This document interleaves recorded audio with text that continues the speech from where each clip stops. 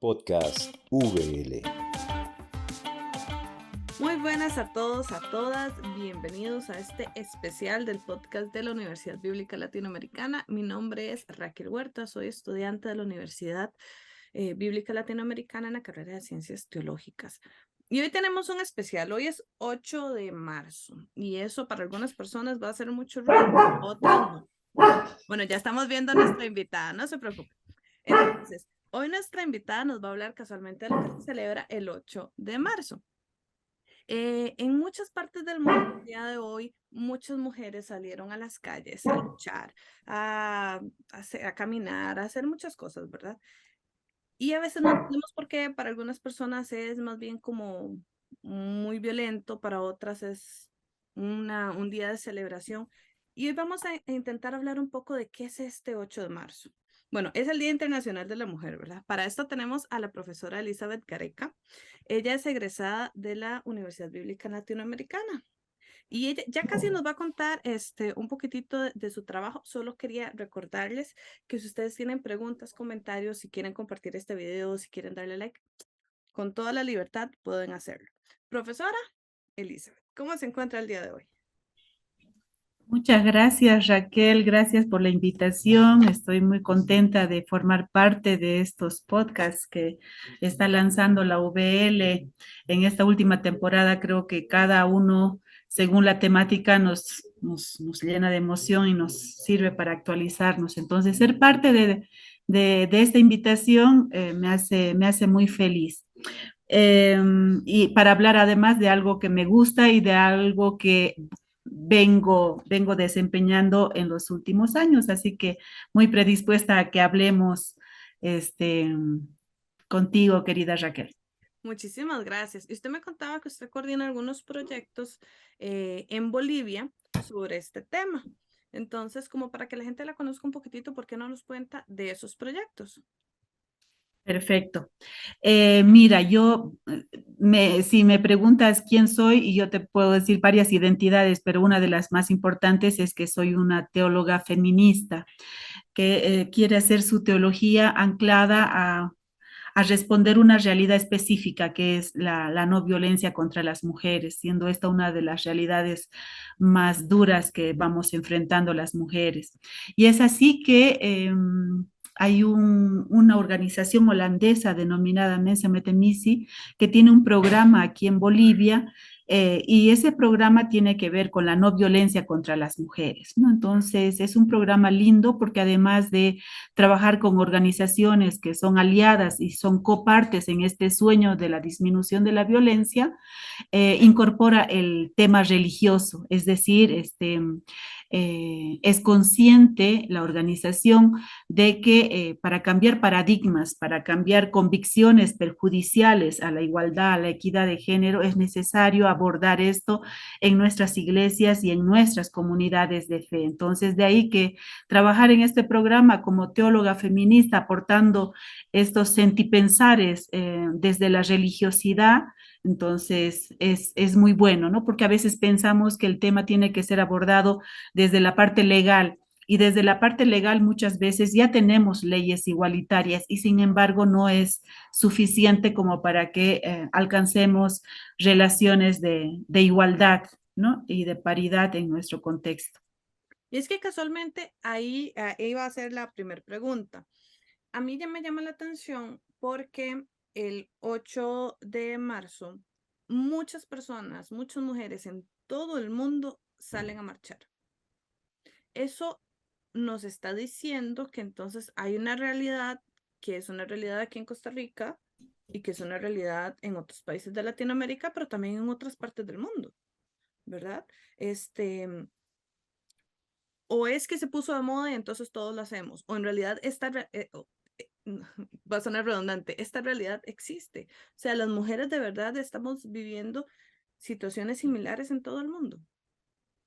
Yo creo que sí, ¿no? Cuando se dice yo tengo estos sufrimientos, cuando verbalizas tus propios lugares de sufrimiento como mujer y ves a otra mujer que dice, ah, pero yo también tengo este otro tipo de sufrimientos, ah, y yo también. Y entonces ahí se torna un tema político. ¿no? Mi sufrimiento ya no es personal, es político, porque es una constante que la vienen repitiendo varias mujeres alrededor del mundo, como bien lo dices, ¿no? Entonces, en ese sentido, recordar este 8 de marzo nos lleva a conmemorar nuestras luchas de conquistas que eh, hemos tenido las mujeres durante toda la historia, ¿no? Primero, por ser un sujeto político, es decir, no éramos sujetos políticos, no podíamos votar, no podíamos ser elegibles como presidentas, como coordinadoras, etcétera.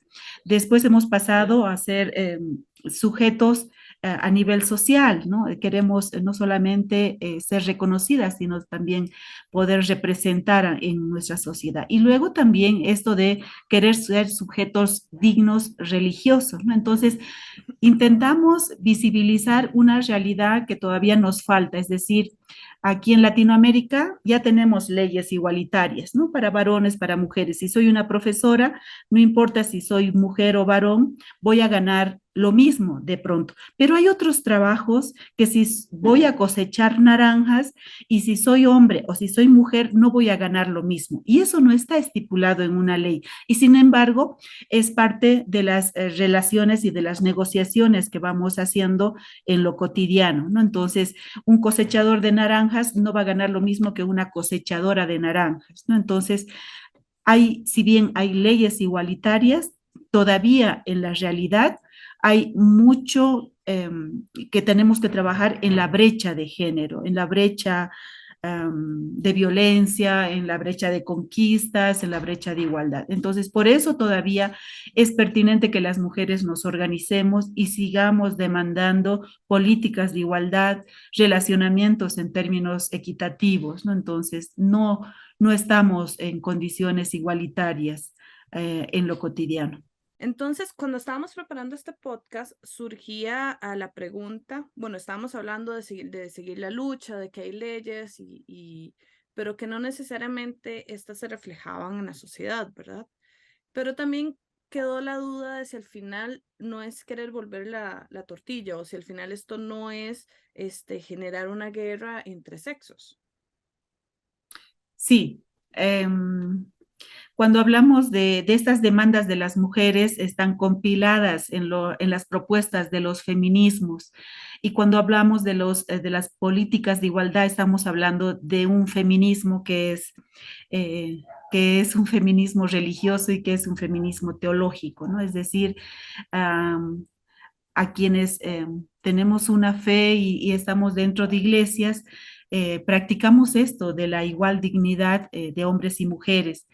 Y entonces lo que las mujeres demandamos es, bueno, tenemos un sistema patriarcal, es decir, hay un sistema que otorga privilegios a los varones y otorga desventajas si eres mujer, ¿no? Si respondes a un género o a otro culturalmente. Entonces, desde este reconocimiento de una matriz patriarcal que nos uniformiza patriarcalmente dentro de las sociedades, queremos hacer actuaciones concretas, ¿no? En pos de conseguir sociedades más igualitarias. Para nada queremos volcar la tortilla, ¿no? Ya han dominado los varones por siglos de siglos y ahora toca a las mujeres. Algunas feministas sí, o sea, algunos feminismos sí plantean una radicalidad en ese sentido, pero hay otro feminismo que es religioso, inspirado en políticas de igualdad, que no estamos buscando eso. Lo que buscamos es reconocimiento, representación, condiciones igualitarias y equitativas. Lo que buscamos es justicia de género, nada más. Que ambos géneros reconozcan el locus desde el cual actúan y hablan, es decir, cada persona, siendo mujer, siendo varón, tenemos ciertos privilegios, tenemos ciertas opresiones, estamos dentro de una red social ubicadas concretamente en alguna parte, según nuestro género, según nuestra raza, según nuestro origen étnico, según nuestro estatus académico, según nuestra clase social. Es decir, hay muchas situaciones que determinan nuestro lugar social. Y entonces lo que buscamos es una sociedad más igualitaria, una sociedad más parecida a esto del banquete, en donde todos tienen cabida, todos y todas tienen cabida, todos y todas tienen la misma dignidad. Entonces, ese feminismo como política de igualdad es al cual nos adscribimos como mujeres feministas y también mujeres creyentes. Usted ahora se presentó como una teóloga feminista. Eso quiere decir que entonces hay teologías trabajando en este tema de la mujer en la Biblia, la mujer en la sociedad, pero desde el área de la teología. Claro que sí, Raquel. Entonces, si nos ubicamos en Latinoamérica y el Caribe, reconocerás que la teología de la liberación ha dado muchos insumos, ha sido una fuente, una fuente de ayornamiento, de refrescar el sistema religioso, ¿no? A- por los años 70, 80, que estaba en boga las teologías de la liberación. ¿Y cuál era el eslogan, el gran corazón de la teología de la liberación? Era la opción preferencial por los pobres, ¿no? Pero ese pobre como categoría sociológica era algo abstracto. Ese pobre tenía rostro, tenía género, tenía origen étnico, es decir, y es que entonces las teologías se han ido multiplicando, polulando de acuerdo a los sujetos teológicos. Y uno de esos sujetos teológicos han sido las mujeres, mujeres que han concienciado, decir, ah, bueno, tenemos una realidad de opresión dentro de las iglesias, somos mujeres y sin embargo no somos elegibles como pastoras, no somos elegibles como sacerdotas, etcétera. Entonces, esta realidad de opresión que daba pie a las teologías de la liberación, encarnan en muchas otras teologías. La teología ecofeminista, la ecoteología con la preocupación del medio ambiente, la teología indígena, desde el sujeto indígena que forman parte de las iglesias, la teología de la niñez, la teología de la negritud, etcétera, etcétera, etcétera. Es decir, este sujeto pobre que en las teologías de la liberación no tenían categorías sociológicas concretas, con esta incubación, ¿no? de la liberación dentro de las iglesias, cada sujeto ha reclamado un espacio teológico y eso es lo lindo, ¿no? Entonces, cuando yo me digo soy teóloga feminista es porque a mí me mueve la realidad de las mujeres y trabajo en pos de ello, ya sea en el programa donde trabajo, en los espacios de fe donde formo parte, y entonces eso es lo que nos mueve. Ya sabes que las personas que estamos dentro de las iglesias somos un poco promiscuas en nuestras participaciones, ¿no? Participamos aquí, participamos allá, pero en todas partes intentamos por lo menos que esta visibilidad de las mujeres esté presente, ¿no? Esa es la realidad que nos mueve, las violencias que sufrimos dentro de las iglesias. Bueno, aquí quiero hacer un anuncio porque el pasado noviembre, creo que fue 25 de noviembre, que se celebró el Día de la No Violencia contra la Mujer. Siempre se me olvida mucho ese título. Hicimos un especial sobre violencia espiritual y casualmente tocamos el cómo en muchas, no solo iglesias, porque en realidad hay muchos otros lugares, pero digamos en las iglesias, las mujeres sufríamos mucha violencia y no nos dábamos cuenta. Entonces, ahorita casualmente vamos a tocar el tema de la iglesia.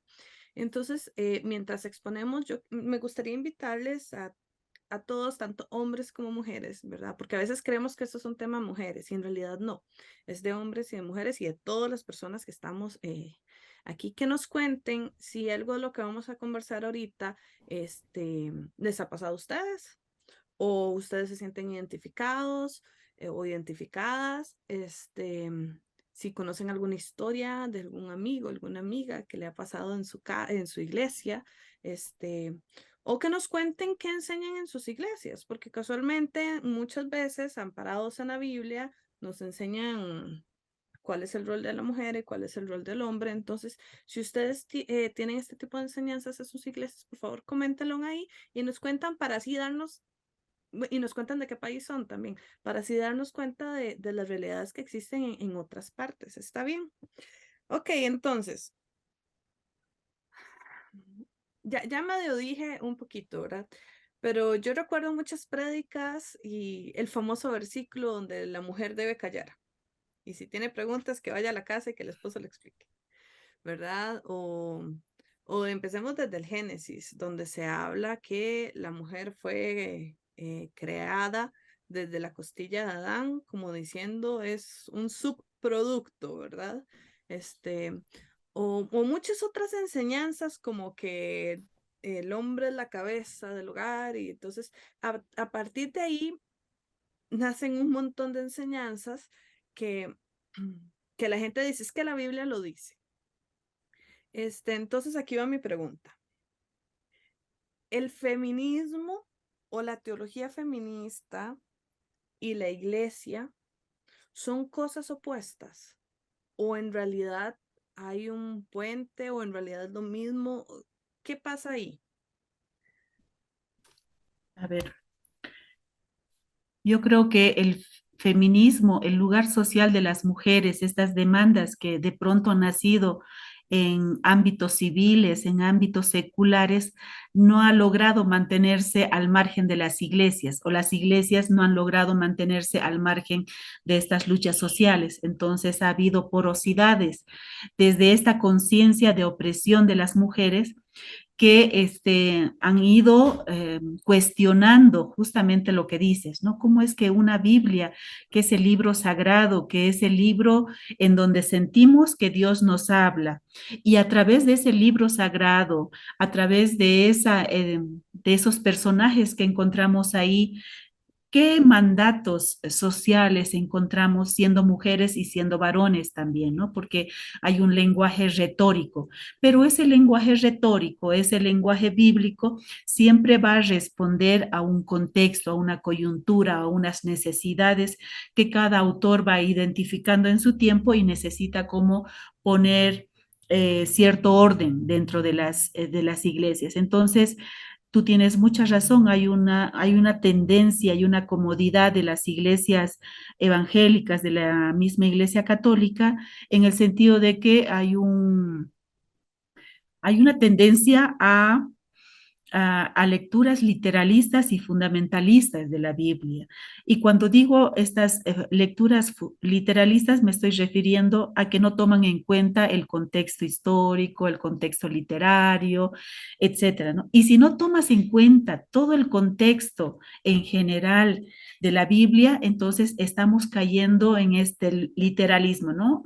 Mira que si pasa esto, tenemos en Génesis 3 el castigo y por culpa de Eva nos entró, etcétera. Entonces son lecturas descontextualizadas que más allá de perjudicarnos en alcanzar la igualdad, la equidad dentro de los espacios eclesiales en cualquiera de las iglesias o comunidades de fe, estas lecturas nos perjudican en este paradigma que queremos conseguir, ¿no? La igual dignidad de hombres y mujeres. No es mucho lo que pedimos, ¿no? Pero sí queremos ser sujetos religiosos dignos y que no se nos vea con sospecha, es que por culpa de las mujeres ha entrado el pecado al mundo, es que las mujeres son el sexo débil. Estas lecturas que está bien para la Edad Media y sin embargo muchas iglesias se han anclado en estas interpretaciones y no están dispuestas a negociar, ¿no? Entonces es ahí donde las teologías feministas entran en juego cuestionando y sospechando sobre interpretaciones patriarcales que hacemos de la Biblia. Entonces lo que decimos es que a veces endosamos a Dios intenciones que son muy humanas, ¿no? Cuando los pastores o los sacerdotes le dicen, es que es la voluntad de Dios, Dios así lo quiere, está en la Biblia. De pronto son más bien mis ojos, mis interpretaciones, mi lente con el que leo, el que realmente es mío, es humano, es imperfecto. Y sin embargo, digo, no, es la voluntad de Dios, ¿no? Ahí necesitamos como ser críticos y críticas, ¿no? Más allá del género que tengamos cada uno, necesitamos construir otra iglesia que coadyuve temas de igualdad y de equidad a nivel social, que sea el fermento, que sea la sal, que nos tratemos de otra forma, sin violencia, sobre todo sin violencia religiosa, sin violencia simbólica, que es la más frecuente dentro de las iglesias. Bueno, aquí voy a hacer otro comercial, porque lo que la profesora Elizabeth acaba de decir es súper importante, y es que a veces de verdad leemos, lo hemos dicho varias veces, pero a veces tenemos esta imagen de que la Biblia nos cayó así del cielo, así en el mismo orden, incluso en el que se escribió, en el que se nos da, así en el mismo orden, creemos que así se escribió y nos la caen, nos caen a mano, y empezamos a leerla como si todo lo que estuviera ahí fueran hechos históricos, que, o sea, iba Moisés caminando y iba alguien a la par, y Moisés está caminando, ¿verdad? Y entonces iba Jesús caminando y Jesús dijo, pero como si alguien estuviera ahí. Y no nos damos cuenta que la Biblia tiene cuentos, tiene leyendas, tiene cartas, o sea, son muchas cosas escritas en muchos contextos diferentes. Y entonces es muy importante tomar esto en cuenta a la hora de leerlo. Por ejemplo, las cartas de Pablo no eran un libro, era una carta. Como cuando yo le mando un correo electrónico a alguien, es una carta, tiene un contexto. Pero si solo recibimos el correo electrónico y lo leemos y no sabemos qué pasó alrededor, podemos hacer muchas conclusiones. Podemos sacar muchas conclusiones, ¿verdad? Y cometer muchos errores al interpretarlo. Entonces, lo que la profesora está diciendo para mí es súper importante, porque por lo menos aquí en Costa Rica, cuéntenme ustedes si en sus países pasa lo mismo. Aquí en Costa Rica, cualquier persona que un día diga, quiero ser pastor o pastora, puede abrir una iglesia en el garaje de su casa, sin tener formación bíblica, sin tener formación teológica, muchas veces sin tener inclusive escolaridad o lo que sea, porque siente el llamado, que eso me parece maravilloso, pero no se prepara, sino que dice, no, yo leo la Biblia, yo creo que la entiendo, entonces con eso la enseño. Y casualmente creo que esto es lo que ha hecho que muchas malas enseñanzas y malos conceptos que terminan siendo violencias sigan contándose año tras año y que las personas las sigan aceptando. Entonces, después de todo esto, les invito a escuchar todos los podcasts, porque ahí nosotros casualmente estamos hablando un poco de qué se trata cada libro. También les invito a los cursos libres. Si quieren información de los cursos libres, escríbanlo por ahí y nosotros les mandamos la información. Son sumamente económicos, son poquitos, casi siempre son 4 o 5 sesiones donde uno va aprendiendo poco a poco otras cosas y puede cambiar un poquito los lentes con los que lee la Biblia, leerlo desde una forma más contextual, o sea, entendiendo un poco más lo que hay alrededor, casualmente para evitar estas otras interpretaciones. Entonces, después de este largo anuncio, ¿verdad? Viene la pregunta, o sea, ya hablamos de que, ok, hay iglesias, que tienden a ser muy, voy a usar este término porque en realidad es lo que me parece, que tienden a ser muy machistas y muy patriarcales, y tienen, y no permiten a la mujer especialmente, a la mujer y a otros grupos, porque en realidad no es solo la mujer, hay otras personas que pueden ser hombres o mujeres que son sumamente marginalizadas y discriminadas dentro de las iglesias. Pero hoy estamos hablando del Día Internacional de la Mujer. Entonces, hay muchas iglesias que no le permiten a las mujeres desarrollar algunas actividades, tal vez estar en la cocina y tal vez ser profesora de, nosotros decimos escuela dominical o enseñanza cristiana a niños y niñas, ¿verdad? Pero hay otras personas que están trabajando dentro de estas iglesias para cambiar esto. Entonces mi pregunta es, ¿qué se puede hacer dentro de las iglesias? O digamos que ahorita nos está escuchando una persona que se está dando cuenta que en su iglesia, pues sus enseñanzas son muy machistas. ¿Qué se puede hacer dentro de estas iglesias para mejorar esto o para crear un cambio? O por lo menos para empezar. Gracias, Raquel. Creo que tu pregunta da pie para problematizar lo que vamos viviendo. Y ya tú, al hacer la propaganda de los cursos de la UVL, ya has respondido que por dónde podríamos comenzar en realidad, ¿no? Uno es para no caer en interpretaciones facilistas de la Biblia, literalistas que no nos ayudan a mejorar nuestros relacionamientos, es prepararnos, ¿no? Es tener las herramientas. Y la VL es una a nivel de Latinoamérica que te brinda espacios formativos de gran nivel, con gran ojo crítico, con gran criticidad. Entonces, yo le agradezco a esa casa de estudios la formación recibida allá. Una es esa, una es la formación, no solamente si quiero ser pastora, si quiero ser una lideresa en mi comunidad eclesial, sino más allá de eso, inclusive si estoy en la base, si estoy ejerciendo cualquier pastoral, ¿no? Necesito tener las herramientas, necesito prepararme, necesito evaluar el lugar social que estoy ocupando dentro de mi comunidad. Necesito mirar los techos de cristal que tenemos las mujeres dentro de las iglesias. Y para tener ese lente crítico necesito formarme, necesito leer. Y ahora ya no, en pleno siglo XXI, ya no hay el pretexto, ay, pero ¿dónde será que encuentro cursos? ¿Dónde será que encuentro bibliografía?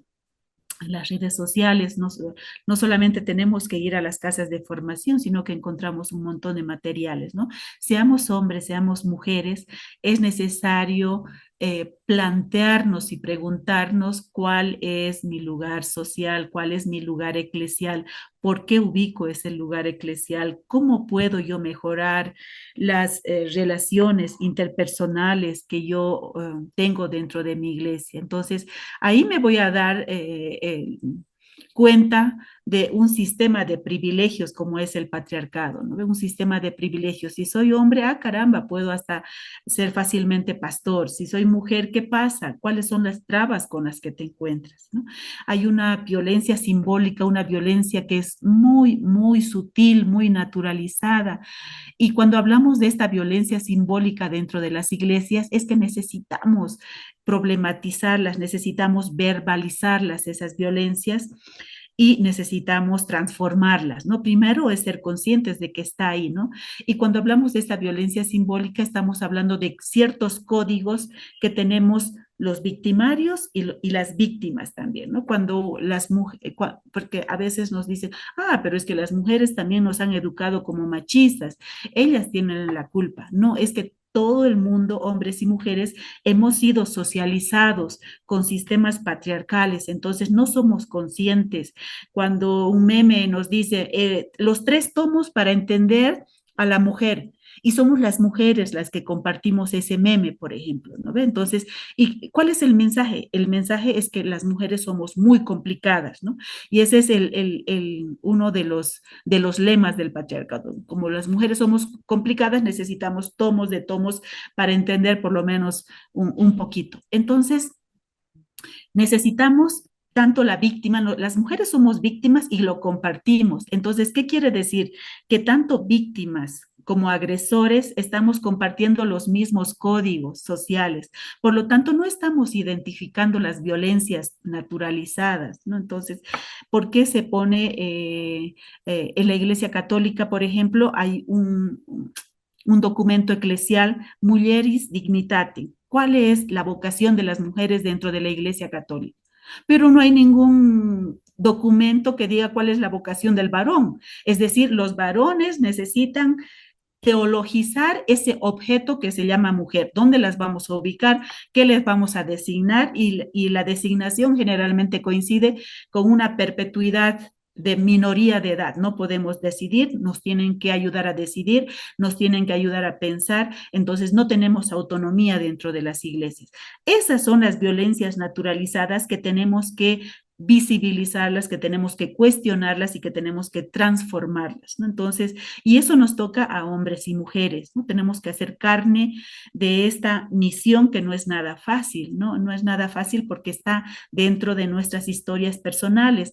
Así han socializado a nuestras mamás, a nuestros papás, y así nos han socializado a nosotros. Entonces, si llevamos 30, 40, 50 años de socialización, no podemos de un momento a otro decir, ah, bueno, yo ya me deconstruido, ya soy un actor de la igualdad y de la equidad de género. No es fácil, son procesos de deconstrucción permanente. Yo como teóloga feminista puedo darme cuenta de varias cosas, pero de varias cosas no, ¿no? Incluso si estoy educando a mi hija mayor y todavía el primer nombre para cualquier necesidad es Camila, ¿no? Camila. Y entonces, pero tengo dos hijos varones, ¿y por qué lo primero que se me viene a la mente es el nombre de una hija, por ejemplo, ¿no? Entonces, o sea, nunca terminamos de deconstruirnos porque la socialización ha sido sostenida, larga, a lo largo de todas nuestras historias. Entonces, creo que ni tú, Raquel, ni yo podemos decir, ah, bueno, ahora sí que somos actoras de la igualdad y que ya estamos totalmente bien. No, nos va a llevar toda la vida, porque toda la vida hemos sido socializadas con un sistema patriarcal que es como una gran matriz por donde pasamos todos los sujetos y cuando salimos pensamos cuál es el lugar de las mujeres y cuál es el lugar de los varones. Las mujeres nos quedamos con el espacio doméstico, el hombre se queda con el espacio público, ¿no? Y así un montón de mandatos socioculturales y religiosos. Bueno, yo sé que he hablado mucho, pero es que el tema me gusta mucho. Y quiero contarles una pequeña historia.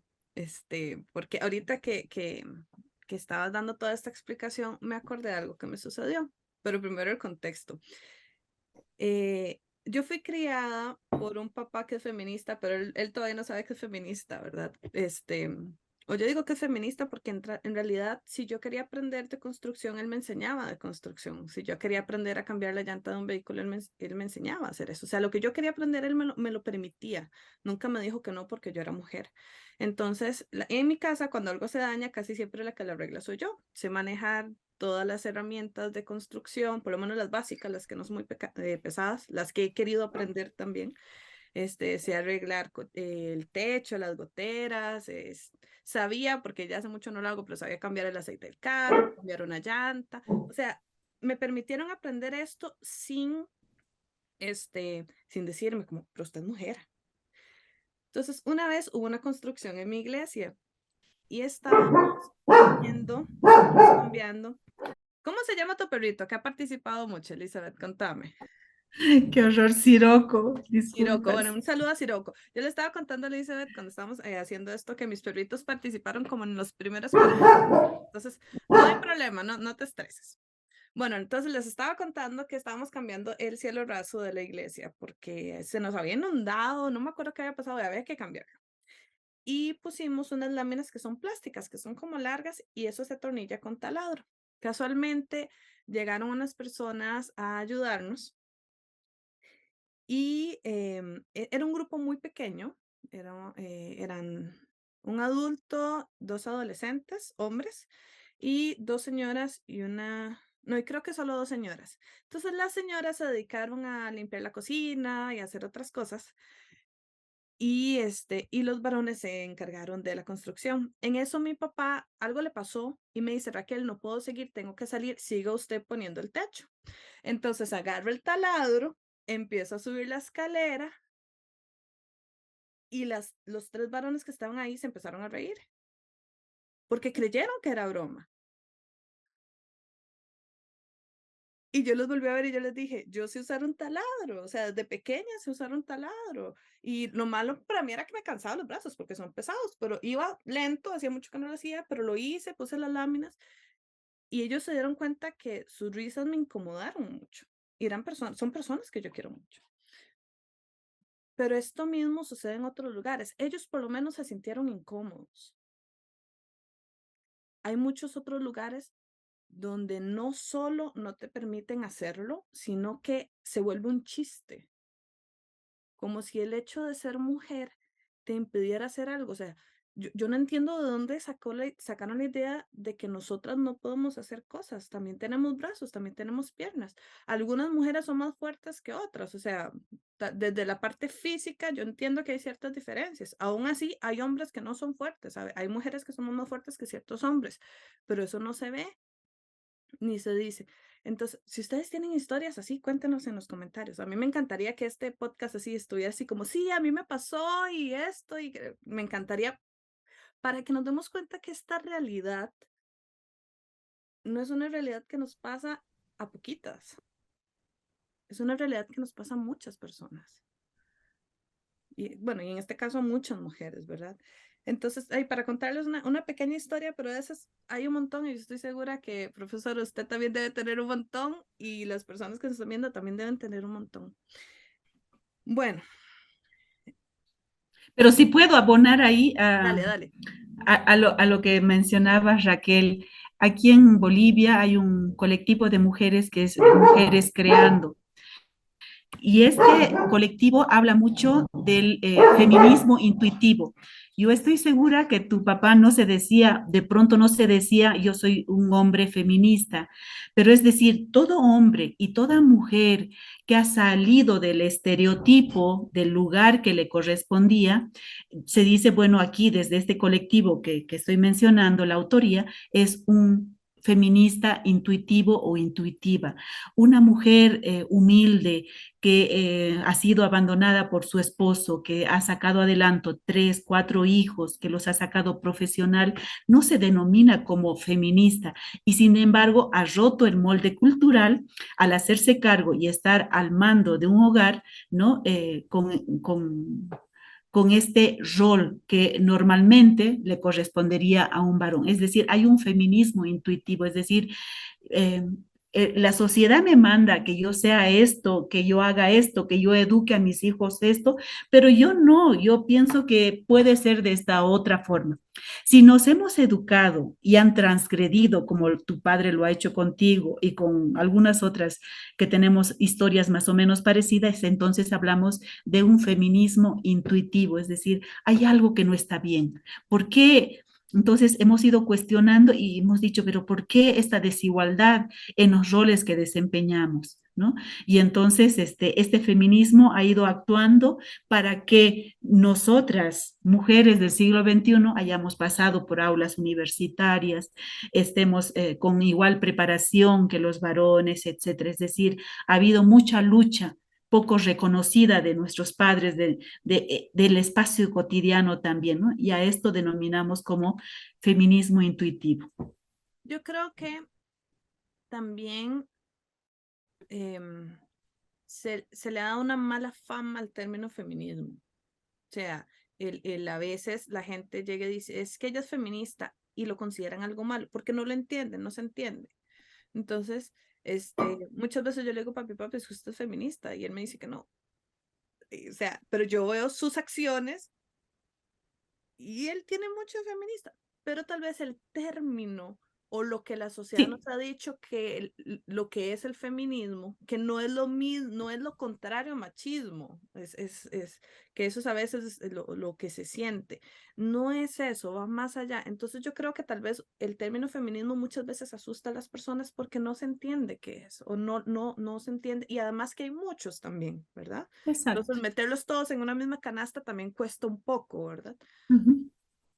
Bueno, profesora, última pregunta, pero esta para mí es la más importante de todas. Ya lo hemos mencionado, pero lo voy a volver a recalcar. Al final, esto es algo que nos compete a hombres y a mujeres y a todas las personas. Este, como usted misma ha dicho, hay muchas luchas que se vienen gestando desde hace mucho tiempo. Y gracias a esas luchas es que ahora yo puedo estar hablando con usted, por ejemplo, ¿verdad? Y no dos hombres teniendo esta conversación. Bueno, ni siquiera estarían teniendo esta conversación porque el 8 de marzo como Día Internacional de la Mujer no existiría, pero sería un hombre dirigiendo un podcast hablando con un especialista hombre. Eso es a lo que me refería. Pero aún así quedan muchas cosas y especialmente dentro de las iglesias, este machismo, este patriarcado, esta desigualdad entre las personas sigue existiendo. Y aquí voy a meter muchas desigualdades, porque no solo está la desigualdad sexual, está la desigualdad de género, está la desigualdad financiera. O sea, ¿cuántas veces se trata mejor a quien aporta más que a quien no puede aportar o no quiere aportar también? En puestos de trabajo dentro de las iglesias hay una desigualdad impresionante. Entonces, ¿qué se puede hacer? pero no solo las mujeres, es que a veces creemos que esta es una lucha de mujeres y yo conozco muchos hombres y muchas personas que no son mujeres que también se están dando cuenta de esto. También conozco muchos hombres que no entienden esta lucha, o sea, hay de todo, ¿verdad? Y hay personas que creen en muchos que estamos exagerando, que esto que estamos haciendo es pedir extras, porque ya habíamos ganado muchas cosas, ya se nos reconoce como personas, ya tenemos derecho al voto, ya tenemos derecho a hacer lo que queramos hacer y no ven esta desigualdad. Entonces, para toda esta cantidad de personas que acabo de mencionar, tanto hombres como mujeres, y todas las diferentes personas, ¿qué se puede hacer para incidir? ¿Qué podemos hacer para mostrar que esto es verdad y que todavía falta mucho y que al final el feminismo no está luchando solo por el derecho de las mujeres, está luchando por el derecho y por la igualdad de muchos colectivos que están ahí? No solo, cuando digo colectivos, yo sé que mucha gente piensa en la diversidad sexual, no, es que hay muchos colectivos, muchos. ¿Verdad? Está las mujeres, la población indígena, de la diversidad sexual, de las personas afrodescendientes, existen muchos más. Entonces, ¿qué, qué podemos hacer para incidir en los diferentes espacios en los que estamos? Qué compleja la pregunta, Raquel, y da para que nos quedemos aquí alrededor de un café 2 horas más.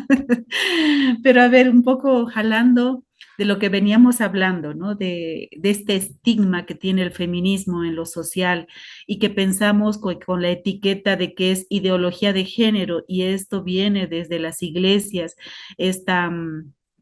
esta etiqueta que no nos ayuda a construirnos como personas humanas, ¿no? Entonces, viene de círculos conservadores de la Iglesia Católica cuando dice, ah, no, eres feminista, ah, crees en la ideología de género y cuando te ponen una etiqueta, no dialogan contigo, no te escuchan, directamente te invalidan la voz, entonces no nos podemos escuchar entre diferentes. Por eso es importante seguir problematizando y seguir hablando de que los feminismos son humanismos, ¿no?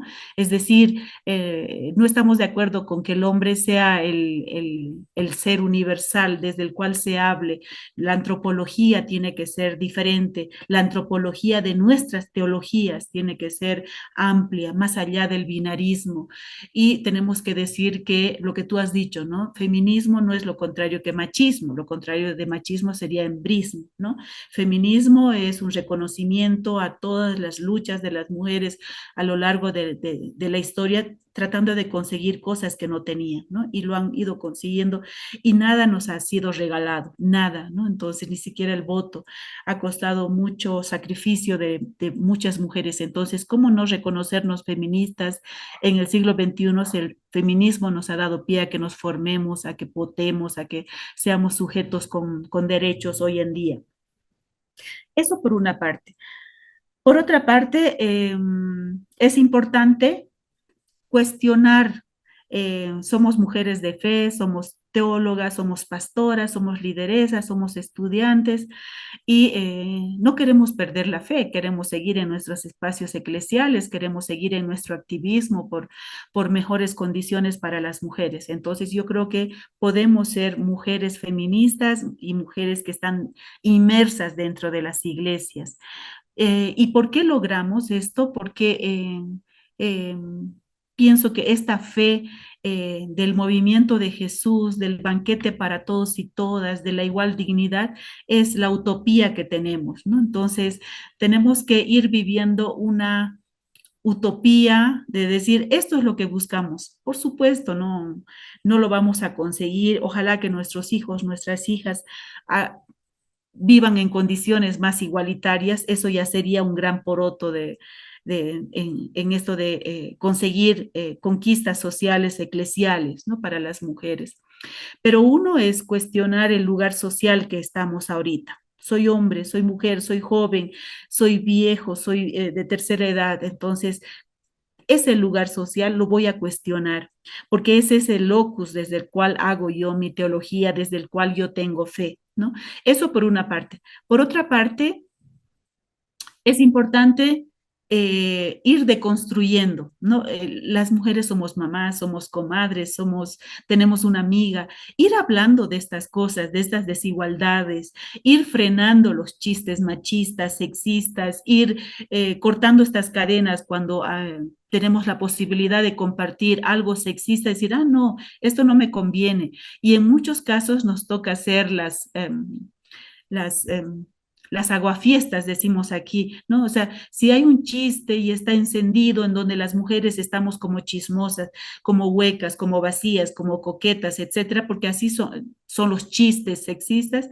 Entonces, si te toca hacer aguafiestas y decir, no, momentito, eso a mí no me parece un chiste, a mí me parece una ofensa, porque soy mujer y porque no soy chismosa y porque no soy hueca y porque tengo pensamiento propio, es decir, ir poniendo esta visión crítica a nuestras relaciones sociales, ¿no? Y cuando tengamos la posibilidad de frenar, de educar, de hablar, de poner en debate estas cosas, vamos a educar a una, dos, tres personas y esas personas seguramente no van a volver a repetir este chiste machista en otros ámbitos. Es decir, nos toca frenar esta violencia cotidiana naturalizada en nuestros ámbitos en donde estemos presentes, ¿no?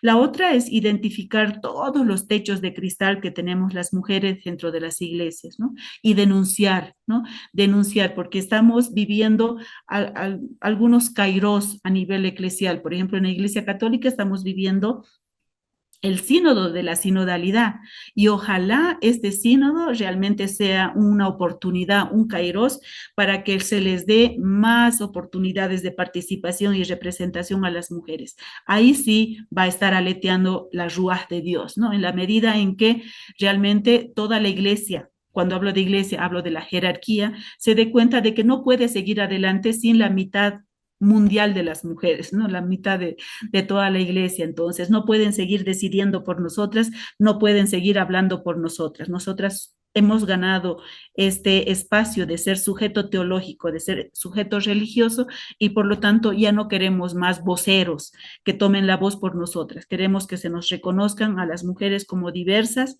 como plenipensantes, ¿no? Sintientes dentro de la iglesia y como sujeto de derechos también, ¿no? Por ahí pienso que serían algunas acciones concretas que podríamos ir asumiendo. Yo tengo una que casualmente ayer se la mencioné y fue una que escuché en un video y ves, es especialmente dirigida a varones o a personas que no ven lo que estamos pasando o lo que estamos viviendo, ¿verdad? Y a veces dicen, no, es que ustedes son muy exageradas. Si usted tiene ese tipo de pensamiento, así que no es que las mujeres son muy exageradas, eso que dicen no es cierto. Hay un consejo para ustedes que lo vi en un video y me encantó. Si usted no se quiere unir a las diferentes luchas y marchar bueno, el 8 de marzo es para una lucha para mujeres, o sea, una marcha para mujeres, pero si usted no quiere involucrarse en los otros espacios, está bien.